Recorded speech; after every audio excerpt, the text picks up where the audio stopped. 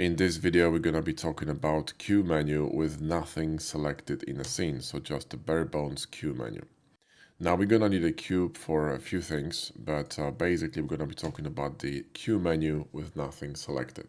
Now before we start, let me tell you that if you hover over one of these options, like for example add camera, you'll see additional options being shown underneath. And these options sometimes are very useful and can perform different functions or different operations than the original tool. Like for example, if I select this cube and press Q, you see my menu is gonna change, right? But we're gonna be talking about this one in a different video. If I hover now over sharpen, you will see different options. And for example, if I clicked on sharpen, two things gonna happen. HardOPS is going to add these attributes from Control tilde menu on the sharpening shading, right? Crease, B weight, and sharp to all of my sharp edges, and sharp edges are all the edges above 30 degrees, right? And it's also going to add auto smooth modifier, which is now called smooth by angle. So if I'm going to click on sharpen, all these things going to happen. You see my edges are marked sharp, B weight, and crease, and we have this modifier here. Now if I however control click on sharpen, it will apply booleans. It says modifier here, but it's going to apply very specific modifiers. So for example, if I had a, let's say a cut here like this, right? And I control clicked on sharpen, it's going to apply my boolean. So you see, that's a very different behavior. And if I'm going to click alt on sharpen, right? So hold alt and click sharpen, I'm going to add weighted normal modifier, which is essential for holding shading on endgones with booleans and bevels on them. So going back to our menu, it's a long digression, but I think it's useful. Let's add a cube and let's start, okay? So the first tool is going to be add camera. And obviously this tool also has these tooltips. We're going to talk about them in a minute. So let's click that and let me just unroll here this panel and add a timeline is going to help me to illustrate what this tool actually does. First of all, you're going to see this menu here. You can unroll this. This is this add camera tool menu. And you can do a few things in here. So first of all, you can turn off the passpart 2, and the passpart 2 is simply this black screen around your camera which blocks the view. And as a tip I can give you, when I used to teach photography, I always taught my students that when they look through a viewfinder, they should always keep the other eye open, especially when they shoot something like portraits or street photography, because you want to see what's happening outside the lens frame, okay? This is what passpart 2 is doing. And if you're, for example, cropping an image, it's better to see the whole object. So I would turn it off, and you're gonna be better at framing and better at rendering if you're gonna stop using that rubbish, okay? Next one's gonna be here, the viewport lens, where you can simply adjust, the focal length, so you can make it longer or wider. And this one here is going to change number of rotations of camera around the object, because when I'm going to leave this camera view, you will see that there is a blue line connecting this camera with something inside of the cube. And if I lift the cube, you'll see it's an empty right here. So if I'm going to play this animation, you'll see my empty is going to start rotating. And since the camera is parented to my empty, that's how the camera rotates around the object. And well, the menu is gone now, but I'm gonna redo this again. This menu was showing 2 rotations around our object within 250 frames, right? So let me just nuke this, and let me just move this back to cursor, and I'm going to add another camera, right? So now if I'm going to adjust the number of rotations, it's gonna speed up because I have the same amount of frames, right? Makes sense? So it's more rotations within the same amount of frames. But if I'm gonna, let's say, go back to 2 and increase the amount of frames to 1000, so times 4 is going to be 4 times slower. That's how it works. And the bounce is simply the camera will move, stop, bounce, and go back like a pendulum in a clock, like an old clock, you know what I mean?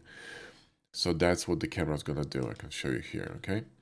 Stop, bounce, and go back. And that's it. And now this one, make active camera, I'm gonna explain on a different example. Let me just collapse this here. We won't need this. Let's nuke all this and let's add a cube, deselect it, and go to this menu.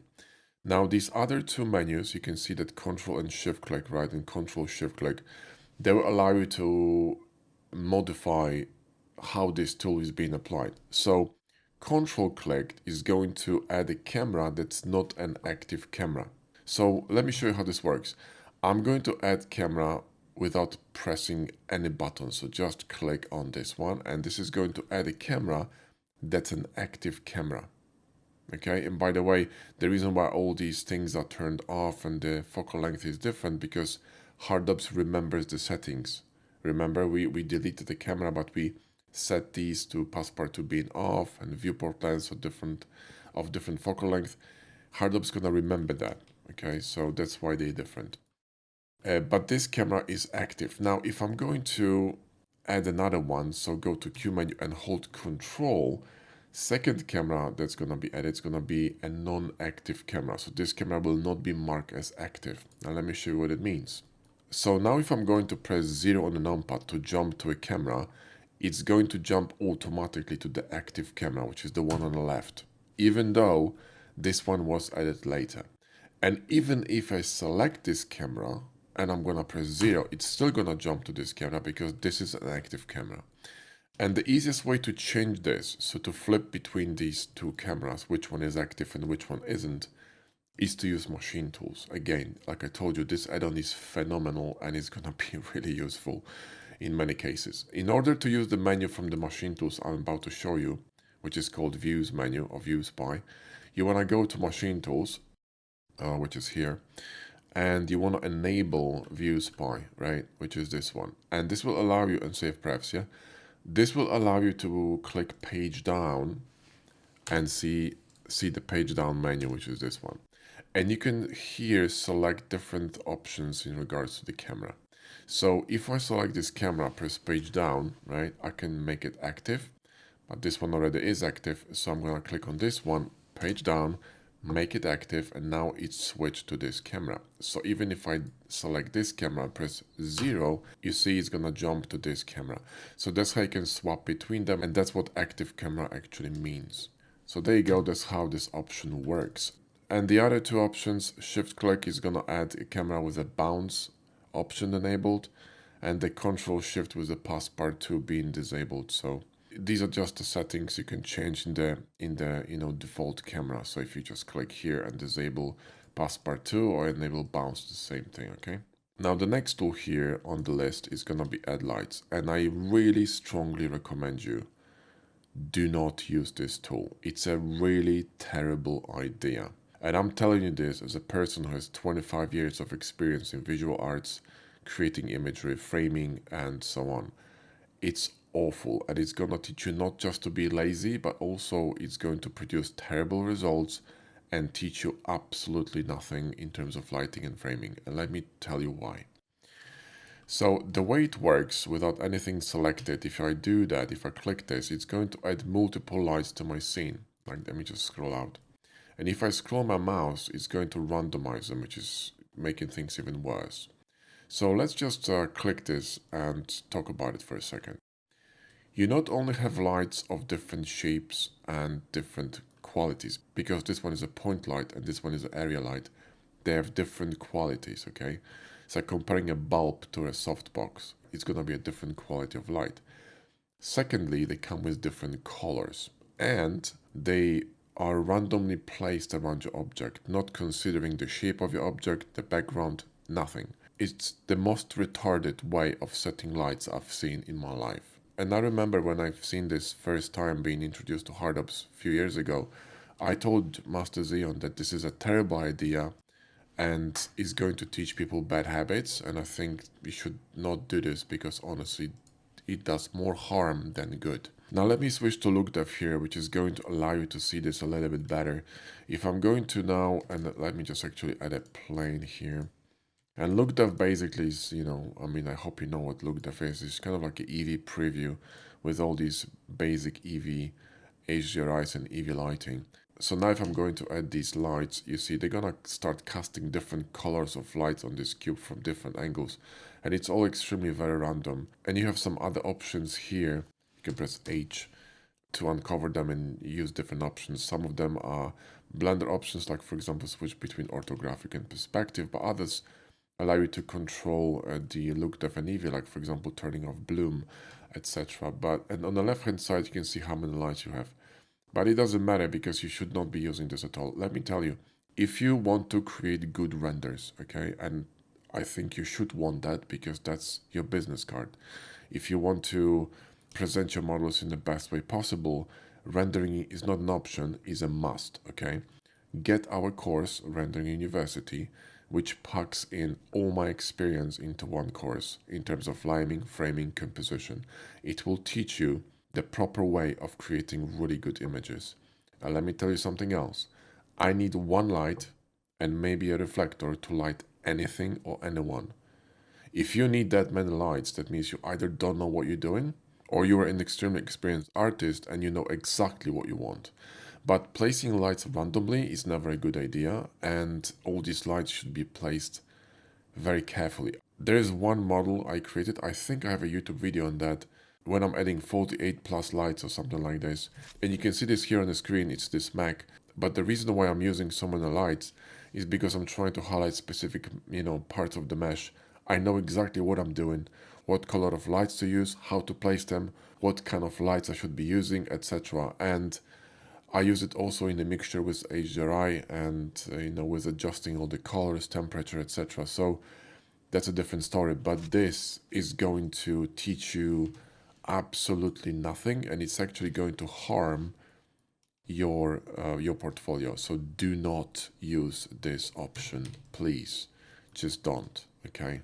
I know it's a long rant, but trust me, as a person who really loves lighting and framing, this is just an absolute disaster of an option, so don't use it. Next one is going to be timer. So if you click this, you're going to see a timer running up. And if you click that, you're going to see it stopping. If you want to time yourself when you're modeling, you can do that.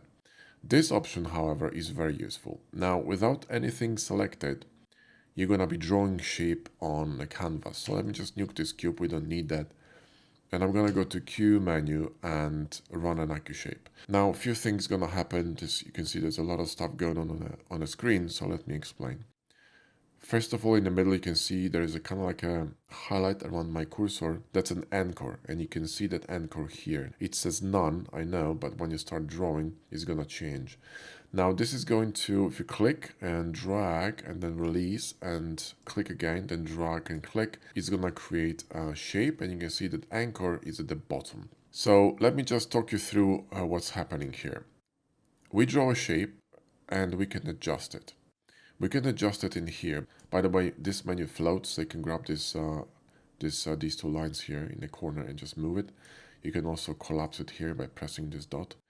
Now, if I'm going to adjust any of these sliders, they're going to adjust simultaneously, proportionally, because equalize is on. If I turn that off, I can adjust each of these values separately, and you can see what's happening, right? Each of these sizes, so height, width, and length, is going to change. This one's going to reset it to the original size. And this one's going to ask you to redraw the shape from scratch, right? And if I press space, it's going to create a shape. Now, lastly, you're going to see there's the option for lattice and metric. This one is in meters, so this is meters. So it's a 14 meters by 40 by 11 and some change here. And lattice is going to add a modifier to your shape. Now, in this case, it will not add a modifier because we didn't have any shape selected, and I'm going to get back to it in a minute. But let me just apply this, click here, and you see there's no lattice modifier. So let me show you what this lattice modifier is for. If I had a cube here in the scene in the middle, and this cube was selected, and this cube dimensions by default in Blender are 2 meters by 2 meters by 2 meters here, right? Let's say I wanted to print this in a printer, and my printer was a house printer, not a commercial printer. So the bed of the printer is, I don't know, 15, 20, 30 centimeters, right?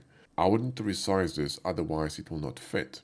So if I wanted to resize it to a specific shape, I would want to use AccuShape. Now, in order to use AccuShape with something selected, you're going to have to go to a different menu. So go to Q menu, which is going to be a bit different. Go to Operations, and AccuShape is here. Click that, and now you see that we got a shape, kind of like a cage, surrounding our cube. Now, when I'm going to be changing dimensions here to, let's say, 0.1, this cage is going to shrink to 10 centimeters because that's what 0.1 meter is, right? If I'm going to press space, right, my Blender is going to crash. So let's do it again. So let's go to cube, right? Let's press Q and operations AccuShape. Let's go here to 0.1 and press space. And my cube got shrunk into this small cube. Now remember when I was doing this, right? So with my cube selected, I had this lattice option set in here, right? So if I click on my cube and I go back here, you can see that I have now a modifier assigned to my cube. Now disregard this kind of a weird shading around the cube. This is caused by this cage, which is still, by the way, active. So there's a cage of this AccuShape, which you can move around within the original shape of the cube to restore parts of this cube, which is really interesting, right? This is pretty cool when you have some kind of a model and you can see some really interesting effects on that model.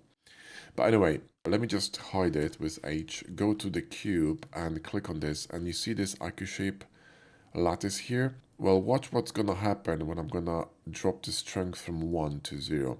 We're gonna revert back to the original shape of the cube. So that's what this AccuLattice modifier is for, okay? So that's how it works. So this tool is really, really useful for resizing your models or, changing their dimensions or, for example, their scale or proportions. You can do that with this tool. Next tool is gonna be Align View, and quite frankly, I don't know why this tool is present in this situation here when there's nothing selected. I don't really see a point of using it this way. So when I'm gonna go to Align View, and by the way, this shortcut Control Q, that's my personal shortcut, okay? Control Q by default is set to, in Blender, Vanilla is set to quit Blender. You're not gonna be quitting Blender, so I simply used it to activate this tool. And I can simply press Ctrl Q to activate it. But I'm gonna show you how this works through the menu. So if I click here, I'm gonna by default enter the orthographic view, and now you can see there's a tooltip here. By the way, you can unscroll this menu pressing H. This is an H menu. It's a contextual menu different for each tool, for HardOPS and Box Cutter. You can see additional options here. The main ones are gonna be 5 on the numpad, which is a default Blender behavior. It's going to switch between orthographic and perspective, right? But more importantly, you have Control Scroll, Shift Scroll, and Alt Scroll. You can access these options through numpad via Vanilla Blender, but it's very confusing which key does what, and this one is so much more intuitive, okay? Now, the reason why I said I don't know why this tool is available in non-selection mode is because I don't use it this way. Let me show you how I use this tool personally. So let's say we had this corner here like this, right? And this cube was rotated, and I wanted to align myself perfectly to this face.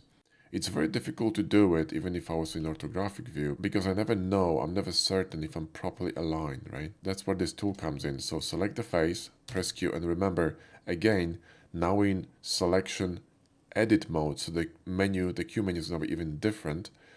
Go to Mesh Tools, and that's where you're going to find Align View. And since I have to go into menu within the menu, that's why I assign the shortcut Control Q. Now you see the reasoning, right? Click that, and by default, you're going to have this flat perspective view on this triangle, right, on this face.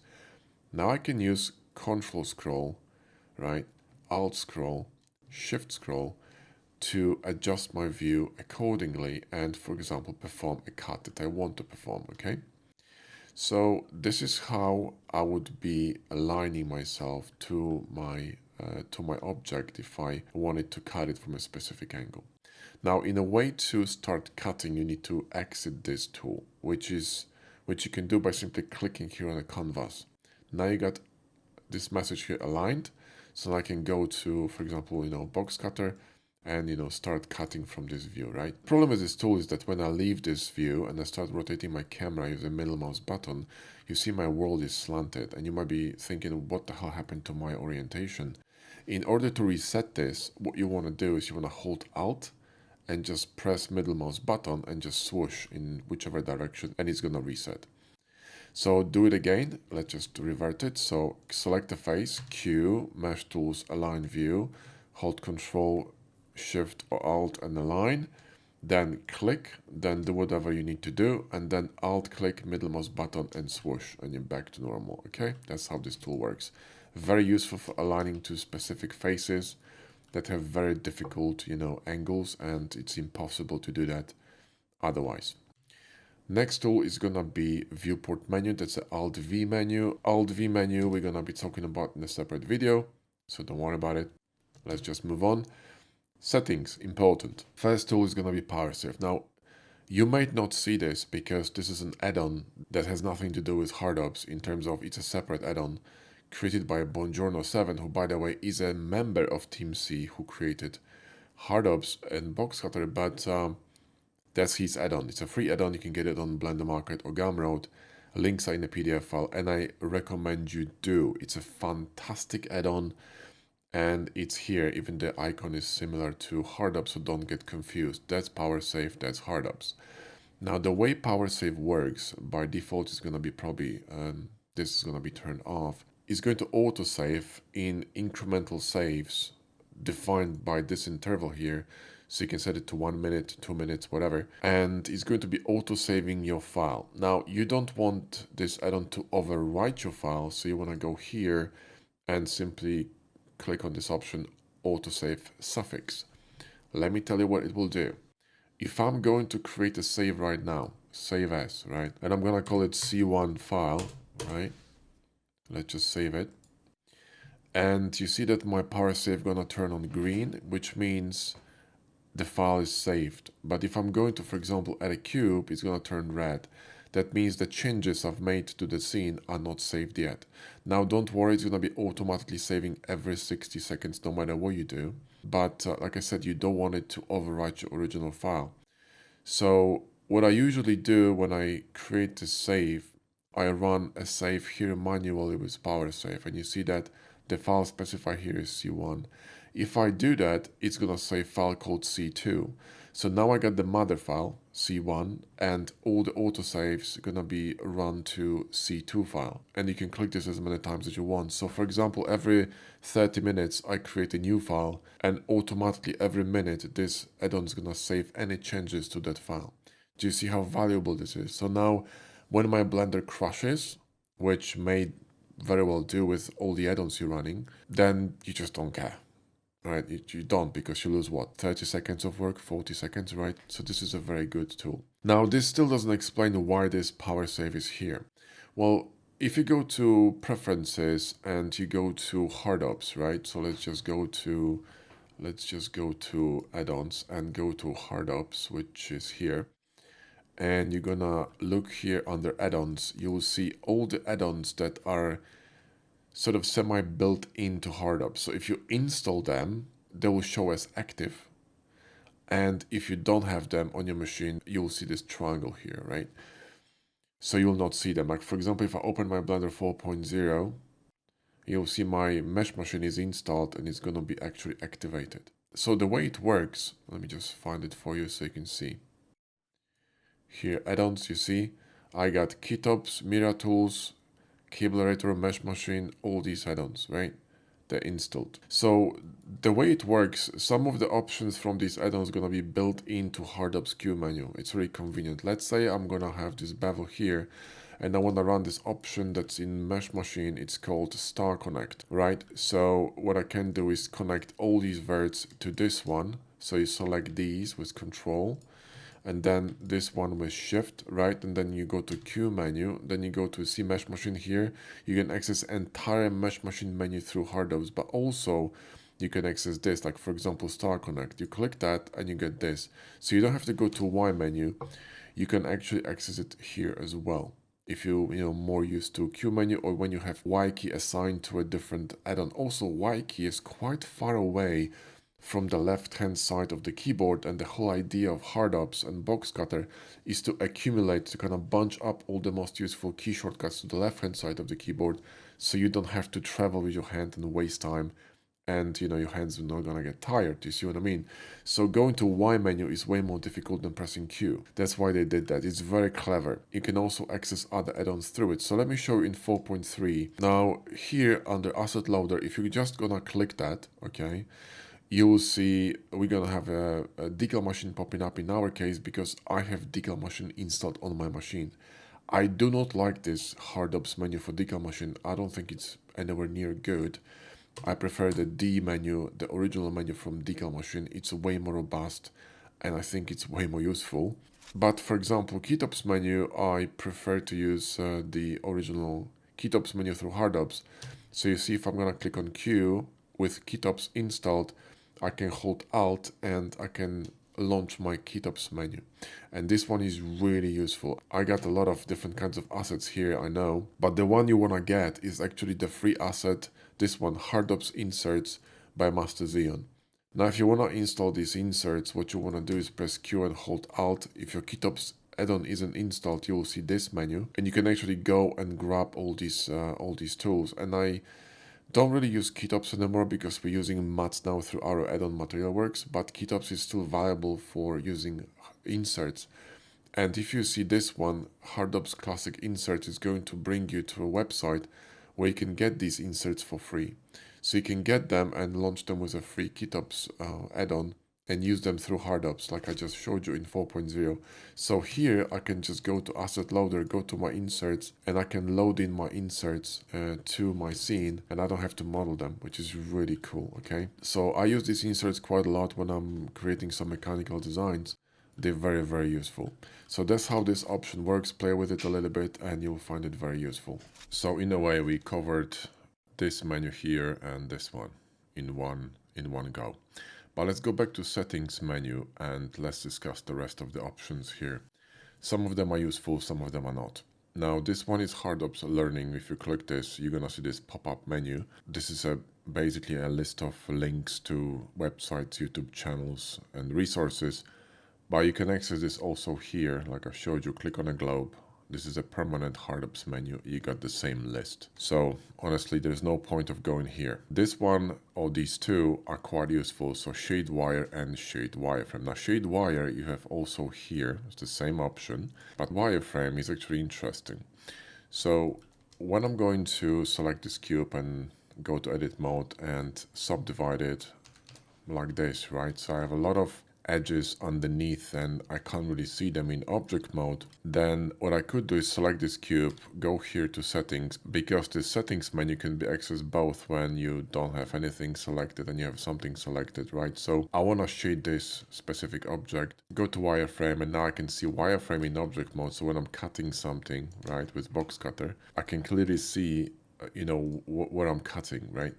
Now, I think this option was released before you were able to cut with box cutter in edit mode, because now if I go to edit mode with box cutter enabled, I can actually cut in edit mode as well. Now, this option can be used globally without anything selected. So if I have, for example, multiple objects in my scene, and I want to see wireframe of all of them, do not select anything, go here, settings and wireframe. You're going to be able to see wireframe of all the objects in your scene. So that's what this option is for, okay? Let me just turn it off. And next one is going to be manage. Now this one is extremely useful in specific case scenarios. So now you see here that we have the first option, left mouse button, unify all renderable shapes into active collection. Okay.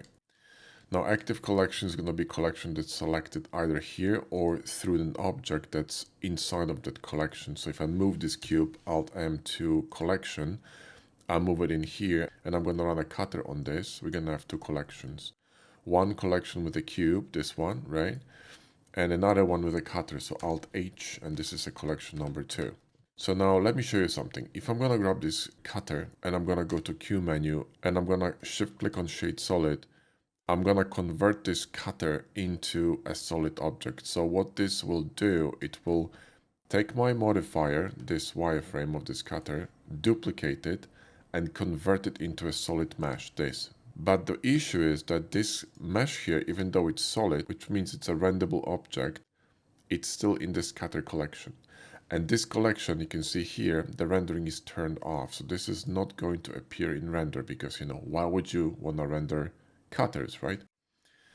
So in order to fix this, right, what you want to do is you want to select the cube that's actually in the collection which has all the objects that are renderable. So that's an active collection now. and you want to run this manage tool. So manage, and this is going to grab this object, this one you see, and put it in here. So that's what this tool is for. Now, second option with control is really interesting too. So let's say that we have a cube here with, actually, let me just duplicate this and one more time, okay? And let's say we have, shapes here which are basically with different cutters, right? And we have, a few objects which are cut. And what we want to do, we want to copy them to a different blender, right? So A to select everything, Control C to grab them. I'm going to open Blender 4.0. So different version of Blender, or you can open, whatever Blender you want. As long as you have HardOPS installed in the Blender, it's going to work. And then we're going to Control V this in here. Now the shading is problematic because we copied from a Blender 4.3, which has Auto Smooth as a modifier. This one doesn't, so we simply need to select all these and right click and shade Auto Smooth, and it's going to fix the problem. In 4.0, Auto Smooth is here. It's not a modifier, whereas in 4.3, it's a modifier. That's an Auto Smooth modifier, okay? So you see that's the same result we're getting. All right. But going back here, so now we have all these, I'm just nuke this. We have all these shapes here, and you can see that we copied just the cubes, but they came with the modifiers, with all the cutters. And the reason for that is because all these modifiers are parented to a cube. So if I move them, they're going to move with the cube. So they're children, right? So children got copied with the parents. But you see, the problem is that all these objects are in one collection, and we don't have cutter collection. And if I'm going to run a cutter on this cube, right? So I'm going to go to box cutter and run a cutter here, it will create a cutters collection.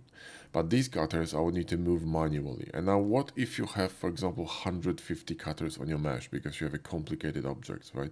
It's a nightmare. So what you want to do, you want to select everything, go to Q, go to settings, and control click on manage. This is going to evict all these cutters to cutter collection, and you sort it. And let's talk about the next one. So the shift click is something I never use. You're going to be syncing different mods like bevels, subdivision between a render and viewport settings. Now I don't really use this, especially that now we have a different tool for this. If you go to render here, you can see that we have this tool called Simplify, which is going to drop this subdivision count and also texture size in viewport and in render. So you can adjust, what you see in a viewport. So if, let's say, you want a very dense subdivision in render, but your viewport is struggling, so you can drop it in viewport to 1 and set it at 6 to, to render. So your render gonna look clean, even though your viewport looks a bit jaggedy, right? So that's what it does, and honestly I don't really use this, but that's what it's for. Next one is gonna be alt click, which is gonna purify unused cutters. Now what is an unused cutter? Let's say we're gonna grab this cube here. We have two cutters, right? So shift 2, alt H, there we go. We have two cutters in here, this one and this one. Now if I'm going to remove one of these modifiers, I'm gonna nuke one of these booleans. The boolean will be gone, but the cutter is still here parented to this cube, and I don't need it because it's it's not doing anything. So you can purify it or purge it using this tool. So select this object, go to Q, and here let me show you, go to Q, manage, and then alt click, and it's going to nuke any cutters that are simply not doing anything. So that's kind of useful too. It's kind of like a cleanup tool, right? And the last one is going to be Control Shift, that washes invalid modifiers. Let's say you got modifiers that have issues, problems, conflicts, errors, etc. It's going to wash those invalid modifiers. I've never used this option, but that's what it does. Alright, so that would wrap up manage, and now let's talk about this one, which is something I also never use. LookDev Plus is going to allow you to open LookDev mode. So let me just add the cube here and the plane. Not this one, plane. Shift I add a plane, and I'm gonna drop it down. Then I'm gonna select them both and go to Alt M menu and hold Control and click this, which will add different mud to each of the objects in the scene. Now I'm gonna click on this and go to LookDev Plus. So LookDev Plus is nothing else but just LookDev. And you get this H menu here, and you can adjust all kinds of things. So for example, you can remove blur with a B. You can also change the settings of Eevee between low quality and high quality here. You can also add bloom with Q, which will not work. You see, you get Python errors. So I don't think this tool being updated, and no one is really working on it. I don't really see a point of this tool at all, because I don't really render in Eevee. I render in cycles. Renders in Eevee are not really that good, even though they've changed and updated a lot of settings in Eevee. Eevee is still nowhere near as close as, as cycles in terms of realism. So if you really want to have some good renders, you don't want to really use Eevee. I just use cycles. So look def is something I never use. The same here. I never really go to Eevee. I'm always working in cycles. The bounce light, the reflections, everything looks way much better in here. So I don't really see a point of, of using this this render engine. So there you go. That's what LookDev Plus does. And like I said, I don't use it. Now viewport menu here, Alt V, that's a viewport menu, and we're going to be talking about it in a separate video. Again, this is the same option as here, so I have no idea why this is in two menus, but there you go, it's in two menus. Next tool is going to be a voxelized object, and I have no idea why this is available with nothing selected, because it makes no sense. Even HardOPS tells you nice try. If you have something selected and you're going to voxelize an object, you're simply going to subdivide it into multiple kind of small quads or small network of polygons and prepare it for sculpting. This is really useful for sculpting, nothing else really, unless you want to have unnecessary quads or topology on your model. Now, this was created before we had dies. If you, for example, grab a cube, go to Q menu and go to Mesh Tools, you can use dies V2, press V to run a dice from this view, and we can just click and you see that it's going to run a really nice network of topology through our cube. Whereas voxelization, if you run this, even if you specify number of, let me see, that's here. If you specify the size of it, let's just zoom it in with a mouse like that and click, and then nothing gonna happen. You have to do it again. So click again. It's going to apply these quads, but look at this. They just kind of wobbly, yeah? So you would need to align them using machine tools. It's just, unless you're sculpting, this is pointless. Next tool, let's just deselect it. It's gonna be frame range options. If you click this, you're gonna see that you're gonna be wondering what the hell just happened, right? Well, if you're gonna go to timeline, you will know what happened. It has changed the frame number from 250 to 6000. So if I'm going to again reset my blender and I'm gonna, pull this up and go to timeline, 250, right? Default Q settings, frame range 6000.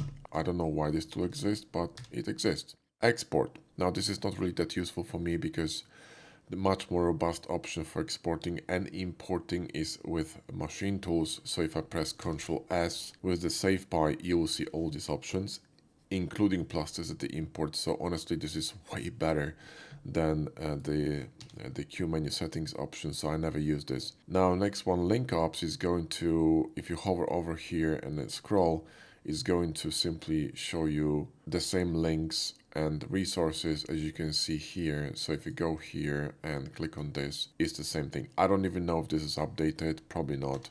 So I wouldn't really bother with this, okay? Key map preferences, Control K menu. Again, this is a separate menu, which is, by the way, the same menu as you have here. So if you go to add-ons, preferences and HardOPS, this is literally the same menu. And you can also access it through pressing Control K, which, by the way, it's written here, so it's the same thing. So I don't know why would you need to go to a menu within a menu where you can just press Control K. K is really far away, so maybe it's a bit more convenient to do it this way. And about is going to tell you the version, whether you're up to date or not. But again, the same thing you can access here. If you're going to go here to this first menu and click on this option, it's the same window. So there you go. That's the settings menu in a nutshell. We mentioned this one already, right? This is for loading assets through other add-ons, like for example, Decal Machine or KitOps. And this one is quick favorites. So now, since Q menu takes over the shortcuts for favorites, which is Q in Vanilla Blender, when you press Q, you don't see favorites, you see, HardOPS menu. So They added it in the bottom, so if you wanna assign something to favorites, so let's say, I don't know, add a cube, right click and here, add to quick favorites, is going to add it in here. Good use of this would be, for example, to assign some shortcuts like space from loop tools, which is really cool. Let's say you got this here messed up a little bit like that, okay, and you want to space all these verts equidistantly so they create a nice, flowy bevel. You can use the tool from loop tools, which is a Blender native extension, and press space here, right? But you can add it to favorites. So now instead of going to a menu within a menu, you go QQ and you just do that and you're good to go. So this is quite useful when you have some specific tools using a lot and they kind of hidden deep in the menu within a menu, just like the loop tools menu. And by the way, I hope you know, but if you want to install loop tools, you go here, type loop tools, right? And that's the extension you want, install it. And once you do, it's gonna appear here, okay? So that's a Blender native extension, comes with Blender. You just have to give Blender online access in the newer versions and install it. So this would conclude this whole menu when nothing is selected. And in the next video, we're gonna be talking about this menu, which is what you're gonna be using literally all the time. And then this menu, which is something you're gonna be using all the time as well. So in short, Q menu both in object mode and edit mode, with something being selected. So I'll see you in the next video.